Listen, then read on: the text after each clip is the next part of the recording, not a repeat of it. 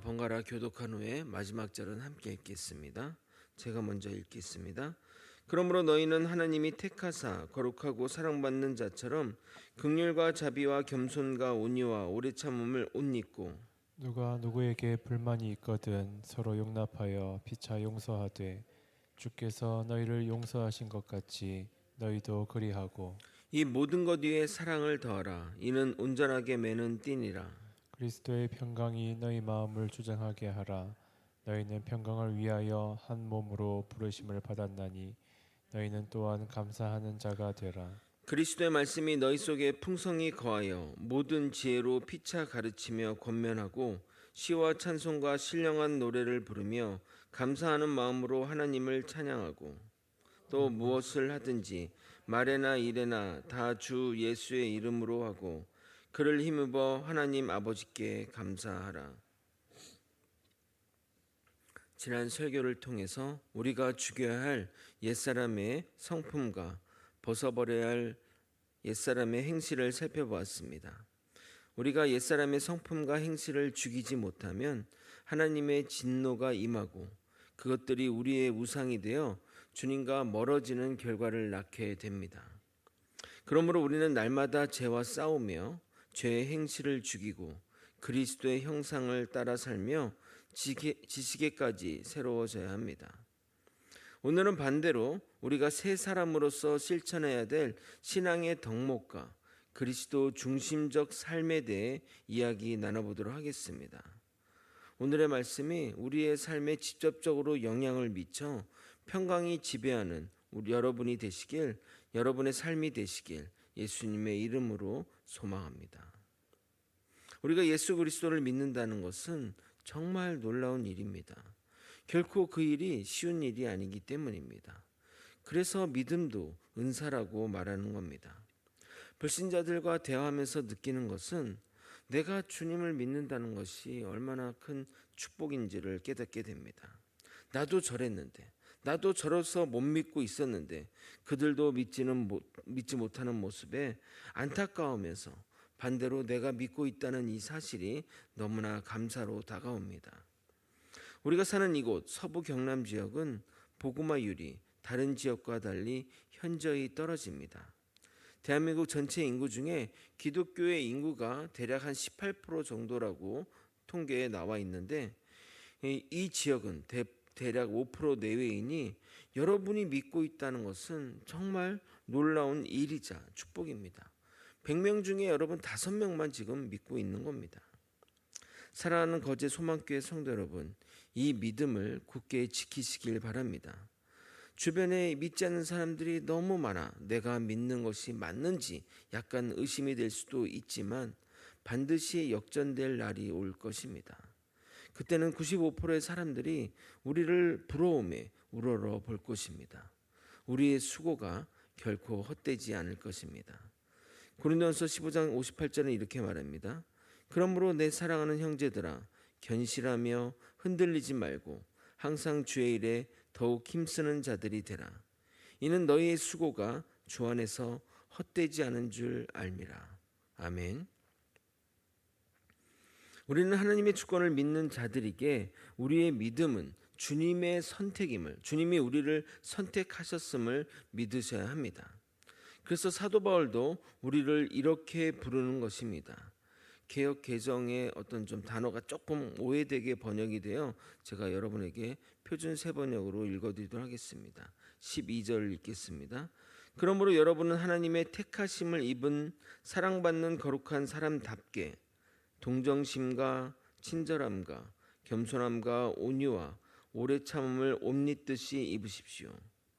이 개역 개정에는 거룩하고 사랑받는 자처럼 라고 번역되어 택함 받은 자가 아닌 것처럼 묘사되는데 여기가 바로 정확하게 해석한 것입니다. 그러니까 사랑받는 자답게, 그러니까 여러분은 사랑받는 자라는 것을 말하는 겁니다. 하나님이 우리를 거룩하고 사랑받는 자답게 택하였기에 그에 합당한 삶을 살라는 것입니다. 예를 들어 학생들이 저를 반장으로 뽑았다면 학교에서 반장다운 행동을 하며 살아야 하는 것처럼 주님이 거룩하고 사랑받는 자로 택하였기에 그에 합당한 삶을 살라고 말하는 겁니다. 그래서 그 대표적인 성품, 주님의 성품이기도 한 이 성품이 긍휼, 자비, 겸손, 온유, 오래 참음입니다. 이 외에도 더 많은 성품들이 있죠. 이 성품에 대해서는 골로새서 강해가 마쳐지면 데살로니가 강해를 할 예정인데 그때 자세히 다루도록 하겠습니다. 교회 안에 다양한 배경의 사람들이 있다 보니 당연히 불협화음이 생기기 마련입니다.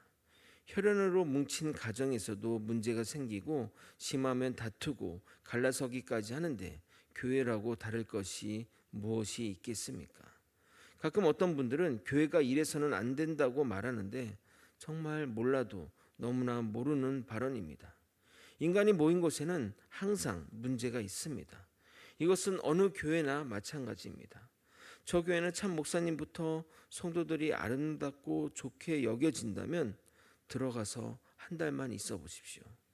여기도 똑같구나 여기실 것입니다.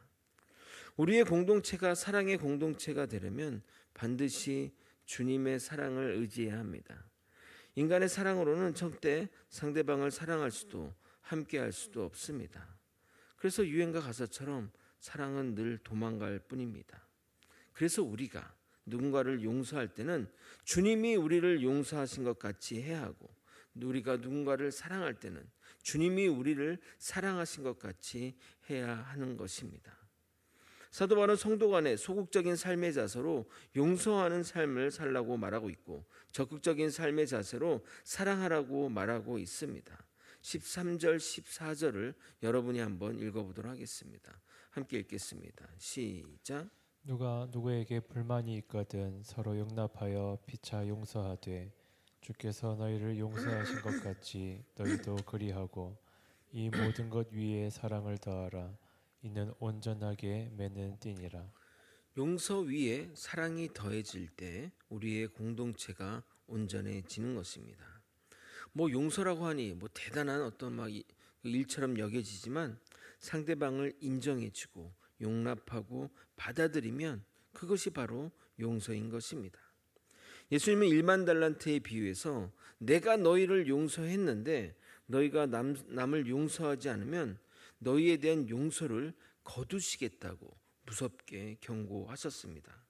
그러므로 여러분 이 명령을 절대 가볍게 여기서는 안 됩니다. 우리는 반드시 우리의 지체된 형제들을 용납하고 받아들이고 용서해야 됩니다. 누구를 위해서요? 우리를 위해서. 우리가 용서받기 위해서는 당연히 이런 것들을 해야 한다는 것입니다. 여러분 성경 말씀을 한 번 더 읽어드릴 테니까 예수님이 어떻게 얘기하셨는지 꼭 명심하시기 바랍니다. 마태복음 18장 32절에서 35절입니다.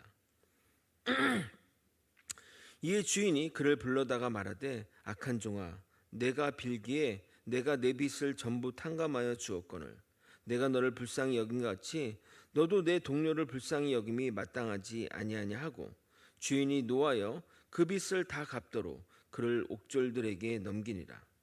너희가 각각 마음으로부터 형제를 용서하지 않으면 나의 하늘 아버지께서도 너희에게 이와 같이 하시리라. 우리가 미움의 감정, 누구를 싫어하는 감정을 마음에 품고 있으면 하나님도 여러분에게 그렇게 하시겠다고 말하고 있습니다. 여러분 선택이 아니에요. 용서하고 뭐 사랑하고 이게 무슨 선택의 가치고 내가 뭐 할 수도 있고 안 할 수도 있고 이렇게 생각하는데 아니에요. 나를 위해서 해서야 돼요.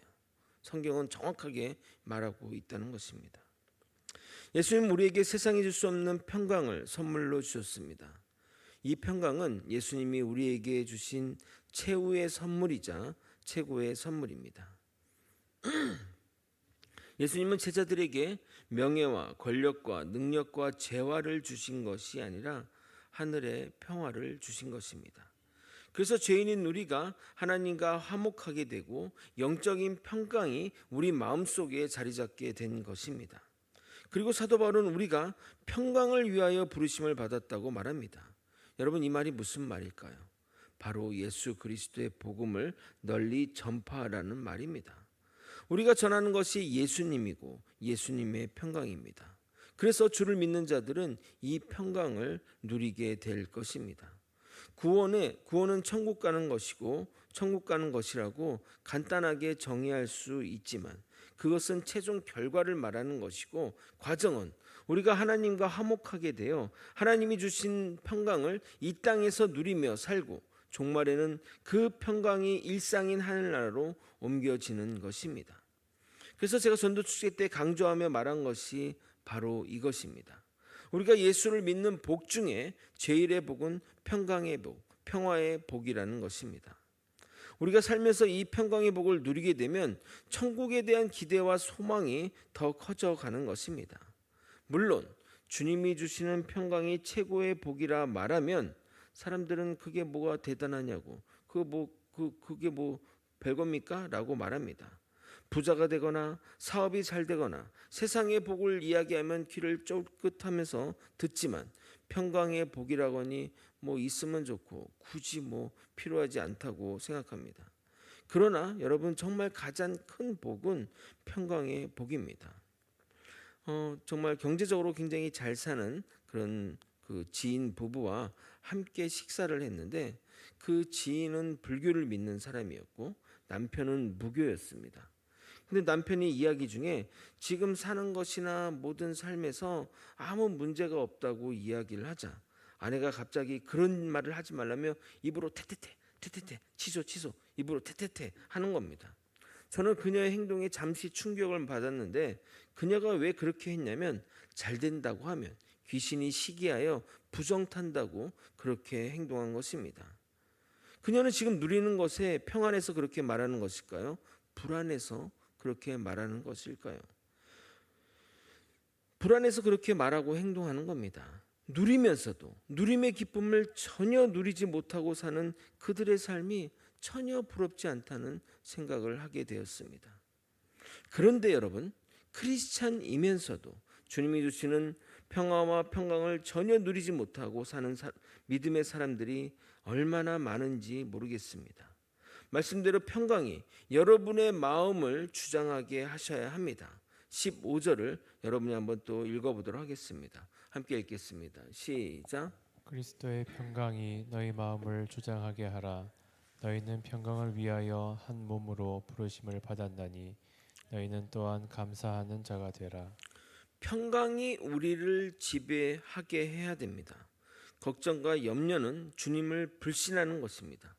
주님을 신뢰하지 못하니까 불안과 염려가 있는 것입니다. 천지를 창조하신 하나님이 우리 아버지인데 뭐가 두렵습니까? 귀신이 두렵습니까? 해코지 할까 두렵습니까? 무엇이 염려됩니까? 신자의 믿음과 삶의 모습은 정비례합니다. 믿음이 커갈수록 삶의 평강이 넘쳐나고 감사가 넘치는 삶을 살게 됩니다. 그리고 말씀이 우리 안에 풍성히 거하며 말씀의 지혜로 서로를 권면하고 시와 찬송으로 노래하며 하나님께 찬양을 올려드리고 감사하는 마음으로 하나님을 찬양하게 됩니다. 여러분, 생각해 보십시오. 이런 믿는 자의 삶을 정말 그렇게 살아야 되지 않겠냐, 이 말입니다. 16절입니다. 제가 읽어드리도록 하겠습니다.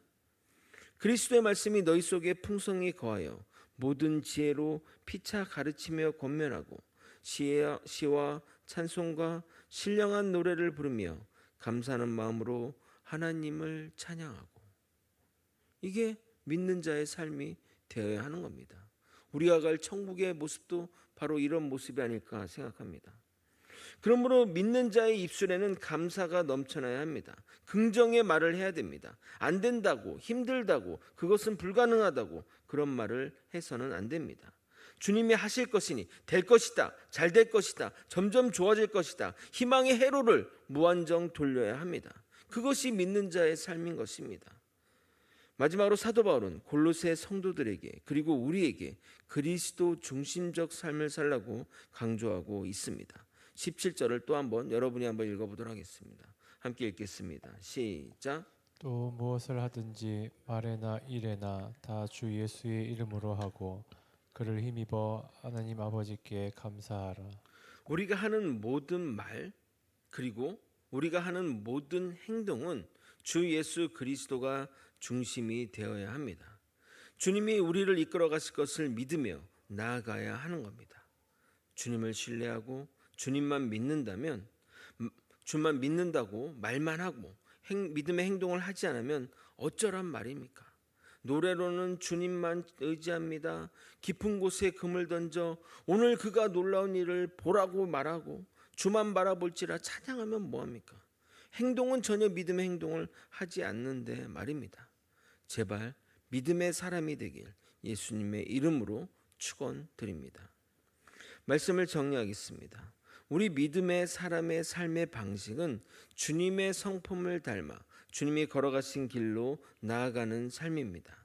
더불어 공동체 지체 안에 사람들을 용서하고 용납하고 받아들이고 그를 사랑해야 됩니다. 우리가 주님께 용서받았음에 진정 감사하는 자라면 말입니다. 본인은 용서받고 남을 용서하지 못한다면 그것은 주님의 진노를 받겠다는 것과 마찬가지입니다. 용서는 전적으로 기본적으로 나를 위한 것입니다. 나 같은 죄인 구하신 그 주님의 은혜가 놀라우면 우리도 우리에게 잘못한 또는 불편하게 한 자, 또 불만스럽게 한 자들을 용서하고 받아들이고 용납하셔야 됩니다. 그리고 오늘 정말 중요한 건 평강이 여러분의 마음과 정신과 몸을 지배하게 두셔야 합니다. 평강이 넘쳐나서 다른 이들도 여러분이 누리는 평강에 초대해야 됩니다. 여러분이 누리지 못하는데 누구를 초대하겠습니까? 반드시 평강이 여러분을 주장하게 하십시오. 그러면 감사가 넘치는 삶이 될 것입니다. 입술에 감사가 버릇이 될 것입니다. 매일 감사로 하나님께 영광을, 하나님께 찬양을 올려드릴 것입니다. 그러면 그곳이 바로 천국이나 마찬가지일 것입니다. 우리 모두 그리스도 중심적인 삶을 살아내요. 말이나 행동이나 주님을 드러내고 주님을 힘입어 하나님께 감사한 삶을 살아가길 예수님의 이름으로 축원드립니다. 기도하시겠습니다. 우리의 삶 모든 전반 가운데 주 예수 그리스도의 평강이 넘쳐나는 삶이 될 수 있도록 이끌어 주시옵소서. 아버지, 내 삶이 그리스도의 평강으로 넘쳐나서 온전히 주님께 감사와 찬양과 영광을 돌려드리는 사람이 되게 도와주시옵소서. 입술뿐만 아니라 삶의 행동까지 주님을 따라 살아갈 수 있도록 믿음의 사람답게 살아갈 수 있도록 주님 역사하여 주시옵소서. 사랑이 많으신 예수 그리스도 이름으로 기도드립나이다. 아멘.